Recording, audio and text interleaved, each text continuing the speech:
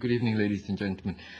I must confess that when I was given the invitation by British Library, I was going through a really busy period and I foolishly said yes.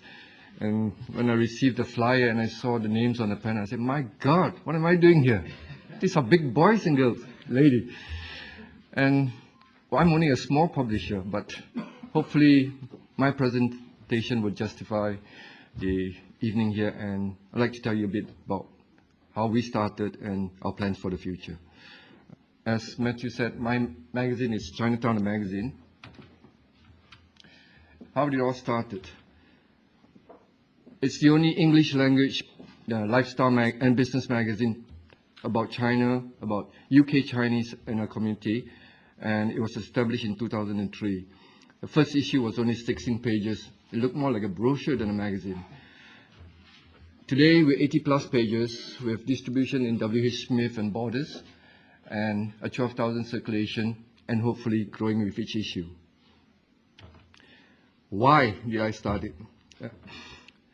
Basically, we wanted to dispel stereotypical images of the Chinese community, that we're not all takeaway or restaurant owners, we're not all kung fu experts, and if you look at the makeup of the Chinese community today, 18% of us are in the professional occupations, banking, finance, media, as opposed to British white, which is only 11%. And there are many second and third British-born Chinese who don't speak or read Chinese at all and want to know more about their own culture, the role models in business, what's going on in the arts and entertainment world within the Chinese community, and obviously what's happening in China. So there's a massive interest in Chinese subjects now that China has opened its doors. So who reads the magazine? We did a survey sometime in 2004, and we found that 55% of our readers are British-born Chinese, and 45% from other communities interested in Chinese subjects. 60% of our readers are within the younger age group, 25 to 44 years old, very professional, affluent, well-traveled, well-read target audience. 55% are females, and 40% of total incomes of 30,000 a year, and 35% with 40,000 or more. So that's, I think, is quite a strong readership base that we have.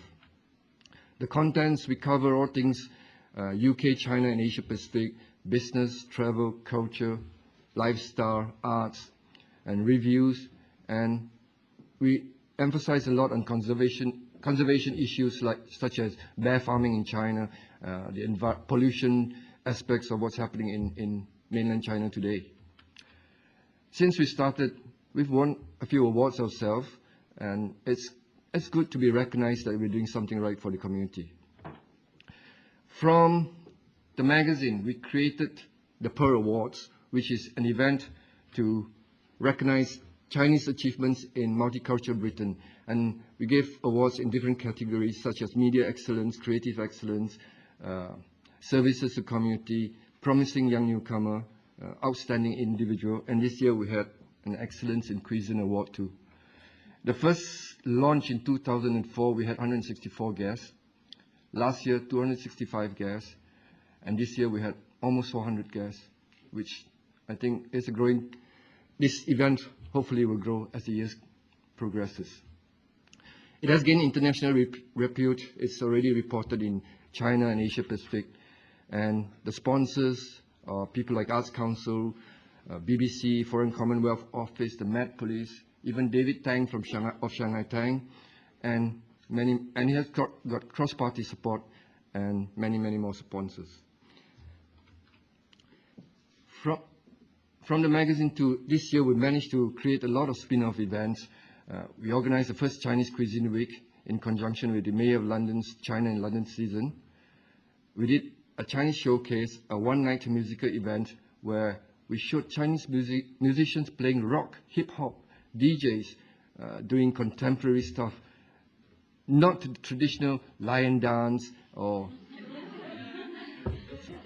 fan dancing. We wanted to showcase that there are young Chinese out there who are very talented in their own musical fields. And of course, we're doing the Pearl Careers Fair, which is in October, and again targeting the young professional Chinese.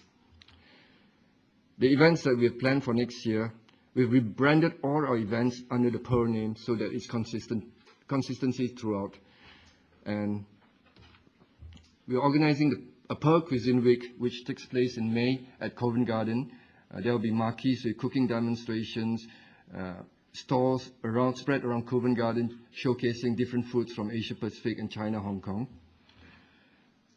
We are organizing an event called the Pearl Festival, where we're bringing together young British Chinese musicians, performers, playwrights, artists to showcase their talent and their work. And we're also inviting musicians from China to perform in the UK. We actually have got a Mongolian Tibetan rock group. And obviously the Pearl Awards is an annual event as well as the Careers Fair. And we have also a new project that was scheduled for 2007, which is the launch of a new magazine in China called Look West. And that's the title, the masthead of it. It's to be published quarterly. It's a flip side of what we're doing now. Chinatown magazine talks about all things Chinese in UK and China. Look West would talk about all things British and European for the Chinese audience and published in Chinese language. And we're hopefully distributing it in Beijing, Shanghai, Hong Kong, Shenzhen, the key cities, and hopefully if it gets successful, to spread it across the other cities in China. Many people have asked me for tips and advice, but honestly, I don't think I can give any tips and advice. Each business and venture is so different. But what I can tell you is what we have learned and are still learning. Basically, start small but manageable, and expand only when you know there's interest from potential sponsors and advertisers. Bring into your group people who share your vision and your aims. It's so important to have the group that relates to what you're trying to do, and all of them can be in line to help you achieve those aims. And obviously, better yourself, strive with every project, every issue that we're doing. We always say, this is great, this issue, what can we do next? I find it's very important that you have to be very open and honest with your suppliers, especially when you're a new business. Cash flow problems and chasing money from your advertisers, all this will put a lot of pressure on you. And if you have suppliers that you're open and honest with and deal very openly with them, they will be on your side. Obviously, keep your eyes and your ears open. Lots of opportunities abound. The reason why we started the Pearl Awards was that when I went to a lot of awards ceremony myself, especially for the ethnic minority communities, and every time I was there, there were about 2 or 3 Chinese. And I was wondering, where's the representation from the community? And that's how we started the Pearl Awards. And obviously, never close your doors to anyone. If you approach a potential sponsor or advertiser and they say no, that doesn't mean that they won't say yes next year. So always keep them informed about what you're doing. The more people who champion your cause, the better it is. And the final piece of tip or advice that I can give you is never back. Inspire. Whoever you go to, your target audience, your sponsors, your advertisers, don't go in with a begging bowl. Inspire, and they will see your passion through. Thank you.